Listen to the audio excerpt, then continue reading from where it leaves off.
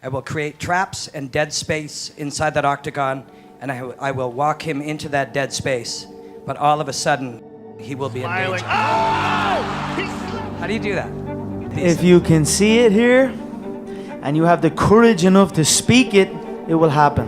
But 10 years ago, did you ever anticipate having a run like this? I think I had things in my mind that I wanted to accomplish.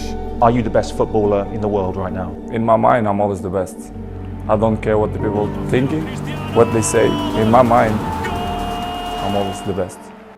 Est-ce que vous avez déjà été dans le même cas que moi, remettre une compétition importante à plus tard, juste parce que on a peur? Si c'est votre cas, alors prenez le temps de noter ces derniers sur un bloc-notes ou un papier. C'est la première étape de la vidéo. Si vous la respectez pas, vous pouvez tout simplement partir de la vidéo vers le collège. Pour faire rire les gens, j'avais tendance à me donner une sorte de grosse tête, à dire que j'étais le meilleur. Et là où je me donnais un trait de caractère pour faire rire les autres, avec le temps, c'est un peu devenu inhérent à moi-même. C'est seulement après avoir lu Psycho Cybernetics de Maxwell que j'ai découvert cette force en moi, que vous pouvez tous utiliser. D'ailleurs, c'est une sorte d'outil qui vous coûte rien à part du temps et de l'énergie, qui est la visualisation.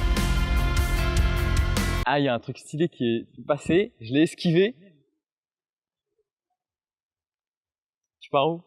Maxwell, c'était un chirurgien esthétique qui a découvert que les êtres humains agissent, ressentent et réalisent toujours en fonction de ce qu'ils imaginent être vrai à propos d'eux-mêmes et de leur environnement. Pour la faire de manière plus simple, vous avez probablement déjà entendu qu'il faut d'abord réaliser quelque chose pour changer sa mentalité, mais c'est totalement l'inverse. Il faut d'abord changer sa mentalité pour pouvoir réaliser quelque chose. Il le dit tel quel dans son livre, changez l'image de soi et vous pouvez changer la personnalité et le comportement. Ça nous mène à l'étape 2. Reprenez les objectifs que je vous ai demandé d'écrire au début de la vidéo et faites en sorte qu'ils soient axés plus sur la fin que les moyens. Par exemple, imaginez-vous dans une situation où vous voulez séduire une fille. Comment vous vous visualiseriez pour réussir votre approche? Alors, la bonne.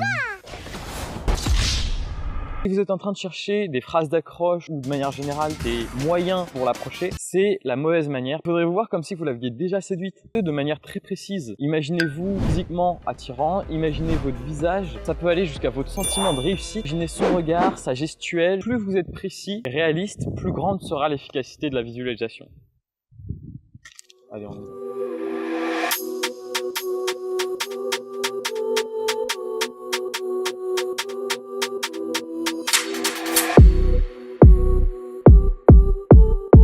Alors vous allez me demander pourquoi est-ce que ça fonctionne? Simplement parce que votre système nerveux ne peut pas faire la différence entre une expérience imaginée et une expérience dite réelle. Pourquoi je vous conseille d'utiliser votre imagination? D'abord pour vous créer une expérience de base, aussi pour vous créer une expérience infinie. Dans l'étape 3, on va arrêter d'imaginer et passer à l'action. N'ayez surtout pas peur de faire des erreurs parce que ça va nourrir votre autocorrection.